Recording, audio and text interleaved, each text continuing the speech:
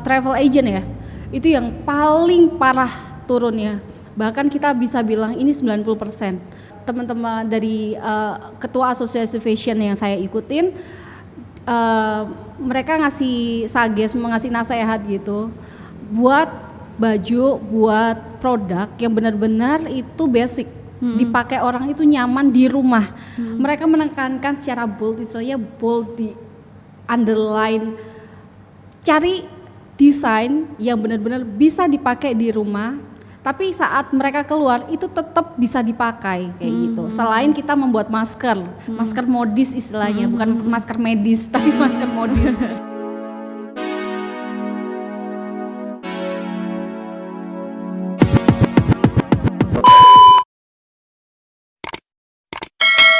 Halo, balik lagi di Pola Podcast Lala.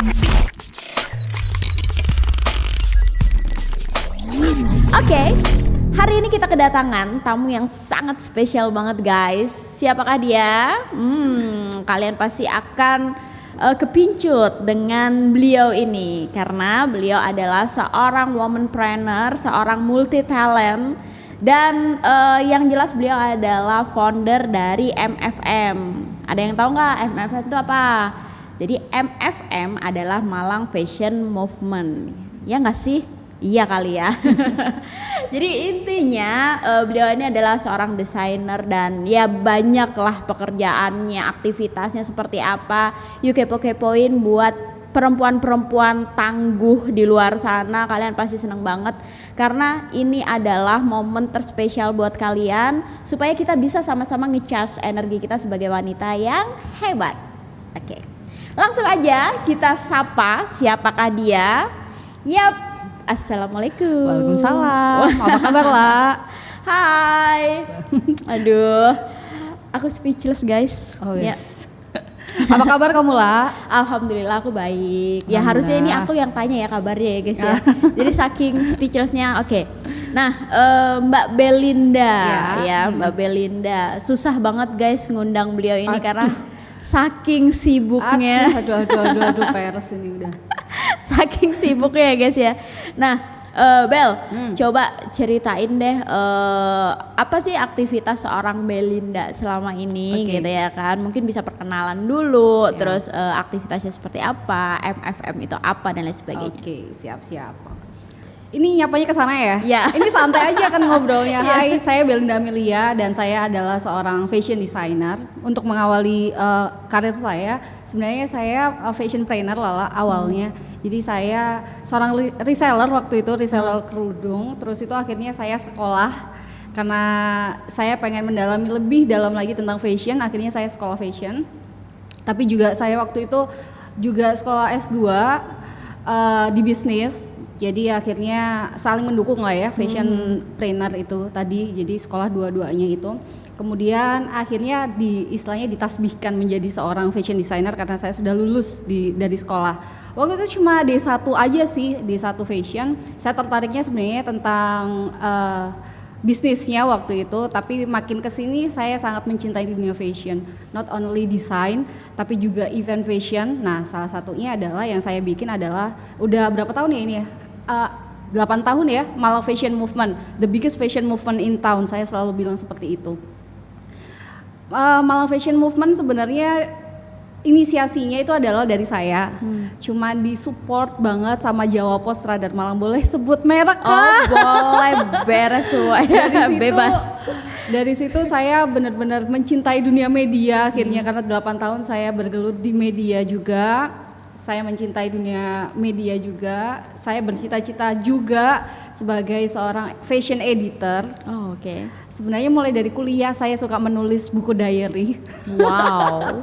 Dulu belum ada blog kali ya waktu kuliah. No. Saya menulis buku diary itu mulai SMA. Sampai sekarang saya punya jurnal. Dan waktu itu belum ada blog. Waktu ada blog itu waktu saya lulus kuliah tahun 2006. Saya lulus kuliah 2006. Itu udah mulai nih blogger kalau nggak salah. www.blogger.com waktu itu saya sangat aktif di situ menulis, akhirnya saya dipertemukan sama Jawa Pos Radar Malang ini, diinisiasi semua istilahnya apa ya, keinginan saya mulai dari bikin event fashion, terus itu bikin istilahnya Rubik Fashion di sana. Alhamdulillah banget. Memang sudah takdirnya seperti itu. Selain itu juga saya masih aktif di dunia fashion, desainer. Tiap tahun saya selalu mengeluarkan koleksi dan tiap tahun saya selalu show di beberapa kota di Indonesia karena undangan awalnya. Dulu sih dulu bukan undangan tapi kita bayar panggung lah istilahnya untuk show di Jakarta, show di Bandung, show di Surabaya selalu kita bayar. Cuma makin kesini karena udah OTW senior gitu. Yeah. Udah umur berapa ini ya, masih gak senior sih gitu. Akhirnya kita dapat undangan untuk show di Surabaya, di Jakarta, alhamdulillah seperti itu. Itu sekelumit kisah hidup saya. Wow, itu udah sangat wow banget ya kan.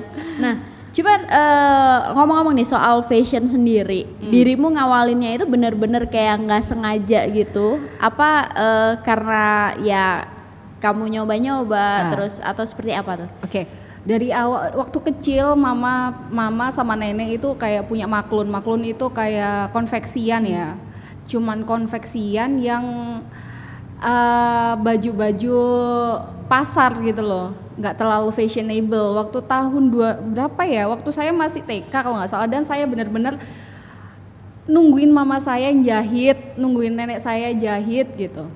Dan itu banyak banget pegawainya, saya ingat banget. Dan saya mainannya itu mulai kecil itu memang kain.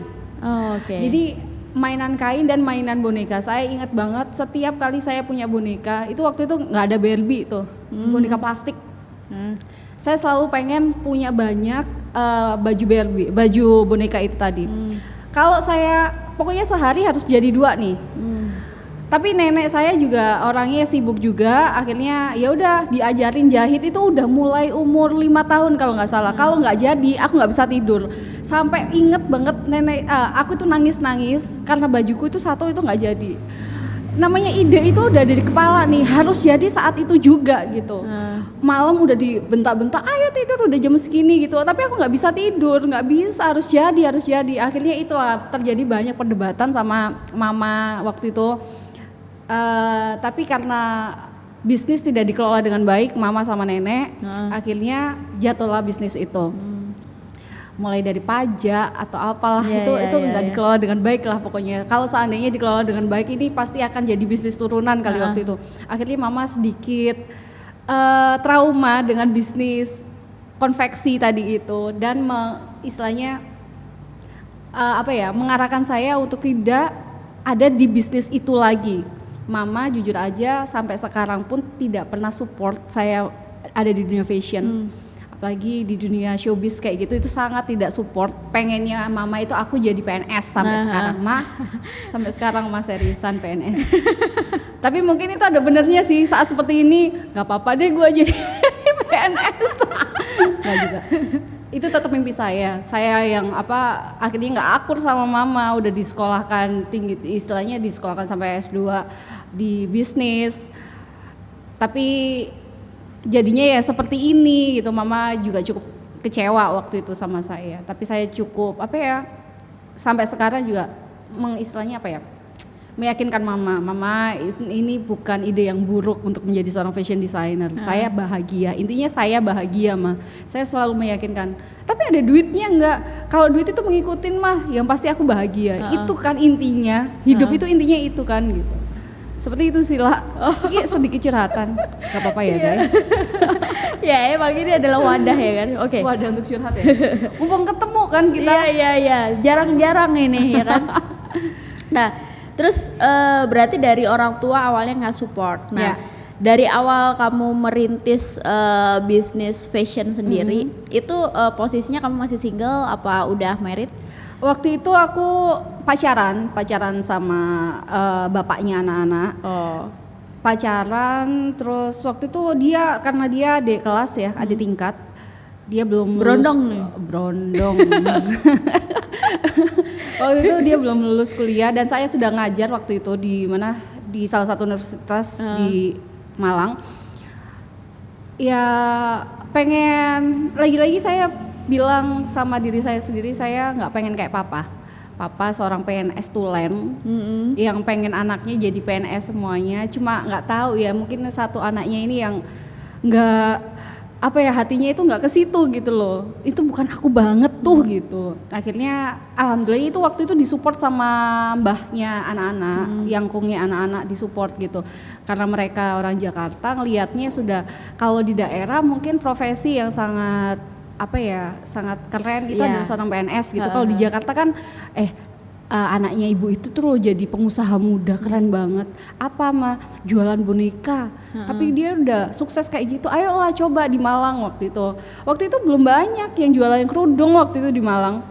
Tahun berapa ya, ini udah 12 tahun yang lalu, berarti 2008. Belum banyak yang jualan kerudung. Akhirnya kita buka toko kerudung, memang fokus ke kerudung, nggak ada baju sama sekali. Dari situlah awalnya bisnis fashion. Jadi dirimu ngerintis bareng mantan pacar. Yes. Ya. Yes. Ngerintis dan disupport sama mertua waktu sama itu. mertua ya. Jadi malah mertua, bukan dari orang tuamu sendiri gitu. Sampai sekarang mertuamu yang masih kayak support ngasih banget support, gitu. ngasih ayolah bisa, pasti bisa gitu. Pasti bisa. Ya itu yang support dari keluarga itu mungkin mertua yang support banget. Terus dari bisnis hijab terus sampai ke bikin MFM itu selain dipertemukan sama si Jawa Pos, pasti ada dong maksudnya ya lika-likunya, kan nggak mungkin langsung ketemu Jawa Pos terus langsung jadi gitu kan. Nah itu gimana tuh? Untuk pengawali itu actually diawalin dari saya tuh suka banget nonton Fashion Week. Karena dulu awal-awal ya Fashion Week, ini 6 tahun yang lalu, saya nggak pernah dapat undangan Fashion Week, tapi saya selalu datang dengan membayar. Padahal itu kan gratisan, aturan itu gratisan, tapi aku benar-benar nyari panitianya itu siapa, officernya itu siapa, dan saya minta diundang. Mbak kalau mau diundang, waktu itu nakal-nakalnya officer sih. Mbak kalau mau diundang bayar ya, bayarnya nggak tanggung-tanggung 500.000, bayangin nonton Ivan Gunawan, Bu, 500.000, ini tak omongin ini sekarang. Terus 500.000 satu seat waktu itu.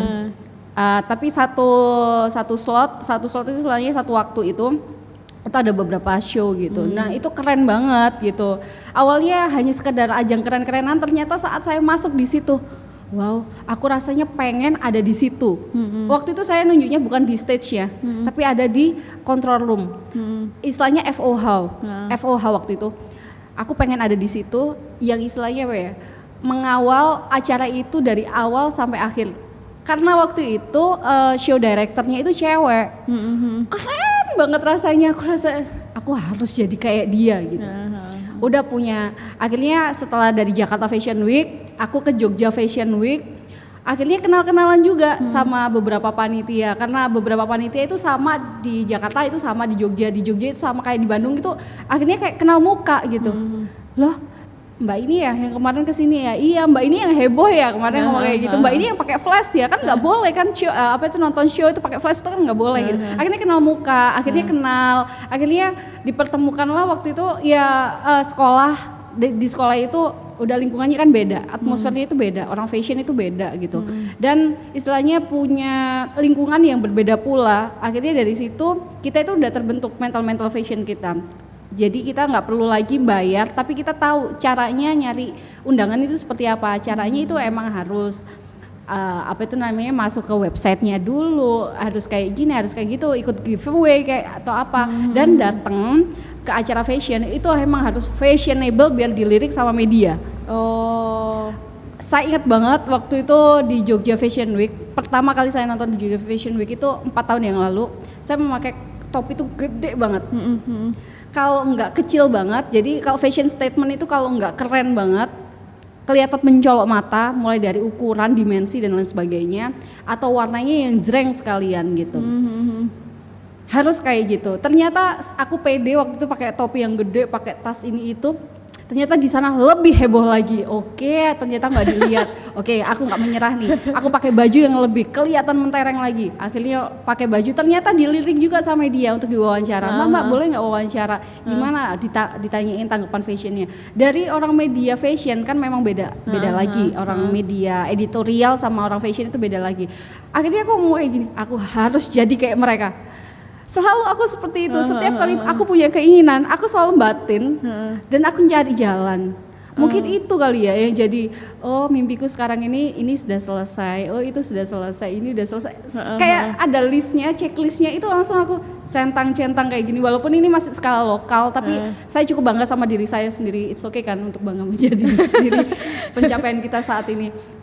Centang, oh aku ini udah pernah, aku udah pernah kayak gitu. Alhamdulillahnya ya. Karena kita punya keinginan dan harus mencari jalan dan ketemu jalannya, pasti Allah akan mengizinkan gitu loh, mencari jalannya gitu. Dan gitu. Emang apa ya, maksudnya sesuatu hal yang awalnya orang mikir nggak mungkin itu dengan kegigihan kita bisa jadi mungkin ya. Betul banget. Jadi apa ya, maksudnya ini udah sunter banget ya, maksudnya bukan cuma di media ya, tapi juga di kayak instansi-instansi let's say Bank Indonesia gitu kan. Seorang Belinda ini tuh sudah sangat terkenal banget Allah, gitu loh, kayak udah wah itu tuh founder MFM, bener-bener dia pencetus banget MFM ada di Malang gitu kan, bener-bener membuka apa ya, kayak wadah gitu buat teman-teman yang desainer juga, terus teman-teman yang model gitu kan. Nah tapi kamu pernah nggak sih ada sesuatu hal yang mungkin nggak sesuai nih sama ekspektasimu, terus kamu merasa kecewa, down, terus atau mungkin pada saat kamu akan menjalankan sebuah event terus kamu nggak ada dukungan sama sekali atau seperti apa? Ya jujur aja, alhamdulillah ya, kenapa Malang Fashion Movement itu begitu istilahnya apa ya, terpatri di benaknya orang-orang, di otaknya orang-orang itu acara fashion, karena itu emang acara fashion terbesar pertama di Kota Malang. Sebelumnya itu masih parsial, ada agensi modal bikin acara seperti itu, nggak ada yang langsung segede itu kayak gitu, itu nggak ada gitu. Memang pikiran saya ini bakalan jadi Fashion Week di Kota Malang gitu, tapi dengan brand lokal gitu. We proud apa ya, kita support banget kan brand lokal gitu. Dan namanya juga nggak global banget gitu. Bahkan mungkin di seluruh Indonesia nggak ada namanya Fashion Movement, apa ya, kota mana terus Fashion Movement itu nggak ada. Ini hanya di Kota Malang aja adanya kan. Saya cukup kecewa enggak juga sih. Ini konsisten ya, Malang Fashion Movement itu konsisten, selalu ada selama 8 tahun ini, selalu ada, selalu dilaksanakan. Walaupun terakhir kali waktu itu kita masih di gedung Geraha Cakrawala waktu itu. Terakhir itu merasa saya ini kok sepi ya, kenapa ya? Ternyata bukan sepi, tapi karena gedungnya terlalu besar untuk mengadakan acara tersebut jadi kelihatan sepi. Tapi untuk jumlah pengunjungnya sih tiap tahun selalu naik. Akhirnya kita berinisiasi untuk masukin acara Malang Fashion Movement itu ke salah satu mall di Kota Malang, salah satu mall terbesar di Kota Malang.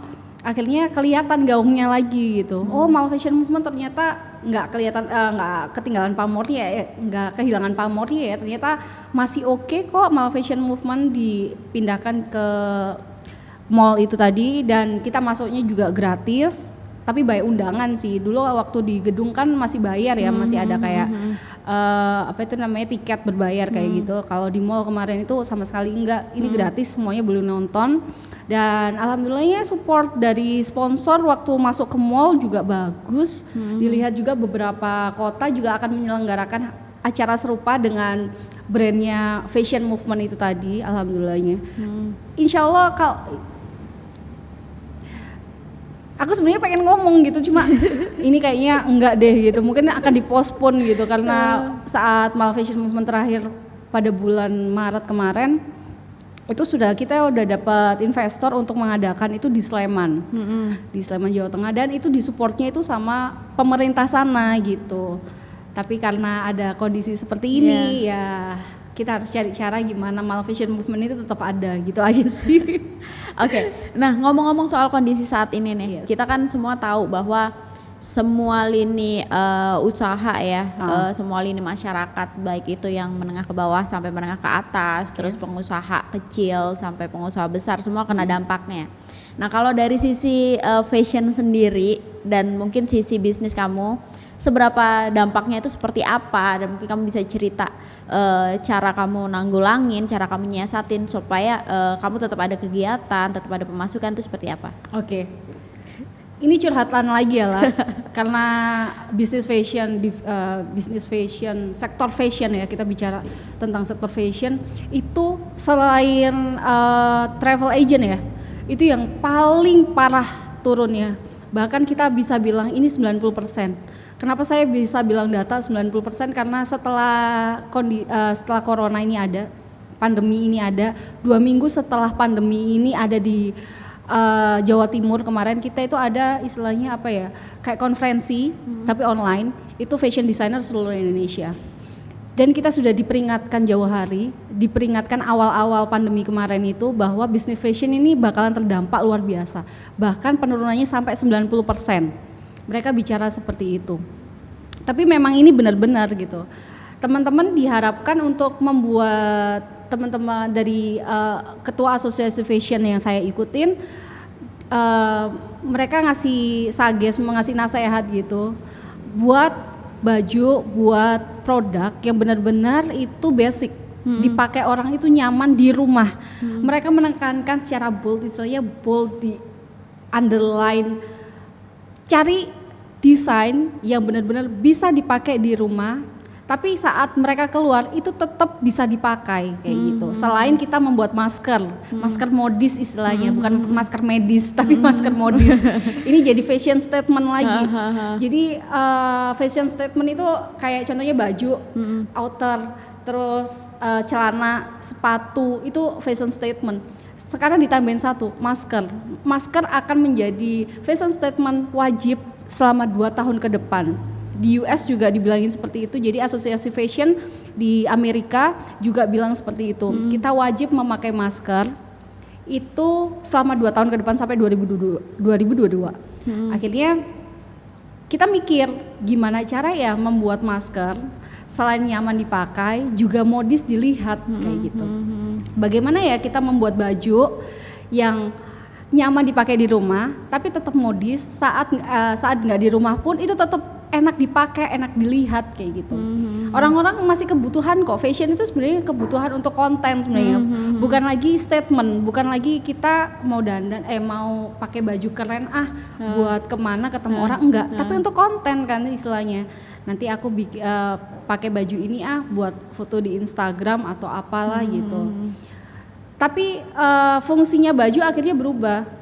Kenyamanan sekarang, kenyamanan. Nah itu yang ditekankan sama desainer-desainer senior. Selain mencari lahan baru, karena teman-teman desainer senior juga melakukan hal yang sama, mulai jualan kuliner juga kayak gitu, nyari lahan baru juga kayak gitu. Tapi tetap kita harus, istilahnya identitas kita sebagai seorang fashion designer itu tetap ada. Kita eksistensi kita harus tetap dijaga. Gimana caranya membuat produk-produk basic, produk-produk yang gampang dijual, fast moving dan juga nyaman. Itu aja sih. By the way, yang kamu pakai itu masker modis ya. Jadi dia kalau misalkan, kalau digituin jadi masker, kalau diginiin hilang jadi kerudung. Keren. Nah, tapi itu masih, kan kerudungnya harus model kayak kamu gitu nggak sih? Ini ninja istilahnya. Jadi Jadi sebenarnya kalaupun pakai kerudung biasa kayak kamu pakai itu masih hilang dia. Contohnya kayak gini nih, kan kayak gini, hilang. Kita tinggal narik aja ke sini. Tapi itu nyangkut di kuping juga, telinga kanan kiri. Oke. Gitu. Yeah. Tapi ini lagi masih observasi dulu. Aku butuh kain yang nggak ngerusak wajah. Ini jujur aja karena kebiasaan pakai masker, salah bahan juga. Akhirnya aku agak jerawatan di sebelah sini, iya kan. Nah aku lagi cari kain yang organik, mungkin harganya juga akhirnya maskernya agak mahal, cuma aman lebih buat, aman ya. Aman buat kecantikan juga. Ini aku mau lagi nawarin Lala nih. Gimana bikin masker kecantikan? Bukan masker ini. Dari tadi aku udah ngelirik nih, kayaknya maskernya cocok nih gitu kan. Karena selama ini tuh kalau aku pakai masker tuh kayak ngejebret-jebret gitu loh. Kayak gitu kan kayak kurang oke gitu kan. Nah, ini benar-benar hilang sih, langsung visible gitu loh, nggak kelihatan. Nah kalau mau order itu udah tersedia apa belum? Ini aja masih istilahnya prototype. Ini masih prototype. Aku pengen nyari bener-bener. Ini kayaknya aku juga kurang oke. Terus jahitan juga, ternyata jahitan juga mempengaruhi. Karena ini kan esensial banget ya. Maksudnya wajah itu bagian sangat penting dari tubuh kita kan. Kalau ini salah, kalau mulai jahitan salah, kain salah, terus cara cuci atau cara take care-nya masker ini salah, ini bakalan rusak wajah. Aku juga nggak pengen gitu. Pengennya mereka pakai itu nyaman, terus malah dari tambah wajah, cantik gitu. Tambah cantik kan, bisa kayak gitu kan. Jadi nggak cuma untuk melindungi kita dari virus, tapi juga merawat kulit juga. Bisa jadi kan lah seperti itulah. Bisa Iya, dua fungsi. Aku baru kepikiran barusan loh ya Allah. Mungkin bikin masker herbal gitu ya kan. Tuh, organik ya benar. Iya, Di dalamnya ini ada rempah-rempahnya atau apa kan? Betul. Karena sekarang kita harus sudah mulai berpikir soal hal-hal yang lebih sifatnya tuh healthy, series gitu ya kan. Betul. Bahkan kerudung juga bakalan ada nantinya. Jadi fashion product habis ini juga akan mikirnya ke depannya itu seperti itu, nggak cuma nyaman tapi juga menyehatkan dan juga reduce istilahnya kalau sekarang virus gitu ya, mungkin dulu nantinya ada bakteri kayak atau apa gitu. Lebih memikirkan hal-hal seperti itu, nggak cuma kekerenannya aja, nggak cuma fashionable aja kayak gitu, tapi juga kesehatan, terus itu juga ini bakalan baik untuk tubuh kita atau enggak, seperti itu sih, nggak cuma makanan akhirnya. Oke. Berarti sangat terdampak banget ya situasi hari ini gitu ya. Nah mungkin kalau aku sih barusan kepikiran ide mungkin bisa bikin kayak ya semacam fashion show juga tapi online gitu. Nah kemarin kepikiran sih, teman-teman juga udah berpikir, apalagi teman EO kan. Teman EO gimana caranya ini tetap jalan, acara-acara kayak fashion week itu tetap jalan, gimana ya caranya gitu. Sampai beberapa desainer senior juga mengeluarkan foto-foto lamanya karena saking kangennya kita itu, kangen panggung, kangen backstage, kangen situasi spotlight. Itu benar-benar nggak bisa dipungkirin sih, kita sampai nangis, kapan ya kita kayak gini lagi. Kita cuma ketakutan ini bakalan nggak ada gitu. Gimana akhirnya kita istilahnya bukan showing up ya, kayak trunk show itu bukan model yang pakai, tapi dirinya desainer itu sendiri yang pakai. Kita pengen menginfluence orang menerima bentuk tubuh kita, akhirnya seperti itu. Kita nggak apa-apa loh, kita itu nggak kurus, kita nggak apa-apa loh gendutan dikit, yang penting sehat. Akhirnya kita kayak ada campaign seperti itu. Saya memakai desain saya sendiri untuk saya sendiri, saya akan show ini, semoga teman-teman istilahnya terinfluence itu apa? Tertularkan gitu, tertularkan kayak terinspirasi. Dan nggak apa-apa kita punya tubuh pendek seperti ini, kita masih bisa kok pakai baju yang fashionable, nggak harus model yang pakai, kita juga bisa pakai. Akhirnya seperti itu ngomongnya, love self lagi-lagi. Nah tapi ini nih sebenarnya udah dari lama sih aku kepikiran ya, kenapa sih kok kebanyakan kalau fashion show gitu selalu dipilih model-model yang tinggi jenjang-jenjang kayak gitu-gitu. Kenapa sih kok nggak milihnya yang B aja gitu? Karena kan sebenarnya pangsa pasarnya itu kan lebih luas, yang ya semampai lah ya, nggak perlu tinggi-tinggi gitu. Karena kadang aku tuh juga stres gitu kalau misalkan mau beli produk-produk dari desainer gitu kan, tapi tuh seringnya tuh kayak kepanjangan, aku harus motong lagi kayak gitu-gitu loh. Itu ada maksudnya ada trik apa gitu ya kan? Apakah emang kayak gitu? Padahal kan kalau aku ngelihat tuh kayaknya tuh orang-orang di sekitar nih banyak kan yang semampai deh. Iya, gitu. apalagi orang Malang ya, mungil-mungil kayak kita kan. Jadi ini sudah saya antisipasi dulu. Mungkin nanti bisa lihat video habis ini loh. Kayak mau ditayangin aja videonya. Saya memakai jasa influencer waktu itu. Istilahnya call ya. Key opinion leader. Jadi ada teman-teman dari MC, teman-teman dari presenter, ada teman-teman dari pokoknya bukan model yang memakai desain saya. Waktu itu di acara Malang Fashion Week 2019 saya sama sekali tidak memakai model. Bahkan ada beberapa teman HIPMI juga yang saya istilahnya saya minta untuk menjadi model saya gitu. Karena ini baju memang baju untuk kalian guys, ini baju basic yang emang ready to wear banget gitu. Akhirnya saya memakai baju itu, ternyata tanggapannya bagus banget ternyata. Nggak harus model yang memakai gitu. Untuk istilahnya menyuarakan ini koleksi apa sih gitu. Kan emang kenapa kok teman-teman desainer selalu memakai model, karena biar bisa teriak gitu loh. Intinya baju ini desainnya itu seperti apa, temanya baju itu seperti apa, itu kan yang ingin disampaikan. Kalau penyanyi kan suara ya untuk bisa menyampaikan ke penonton gitu. Tapi ini kan desainer kan susah kan, harus menyampaikan tema dengan cara bajunya. Karena itu kita itu ada model untuk memakai biar mereka itu bisa menyampaikan dengan ekspresinya, dengan gerakannya kayak gitu. Kenapa selalu desainer itu memakai model itu seperti itu sih lah sebenarnya. Jadi karena model profesional mereka harus tahu pembawaannya kalau memakai model bajunya Belinda Amelia itu harus kayak gimana nih gitu. Gerakannya harus kayak gimana. Akhirnya tema yang disampaikan sampai ke penonton mereka itu nangkep gitu. Kalau orang bukan model itu nggak paham kadang-kadang. Cuma kemarin memang kondisinya teman-teman aku pengen dong jadi model kamu Bel kayak gitu. Oke lah, ayo lagi juga baju basic kok, jadi nggak masalah. Nggak ada tema khusus atau apa. Ini baju-baju yang memang ini turun panggung aku jual.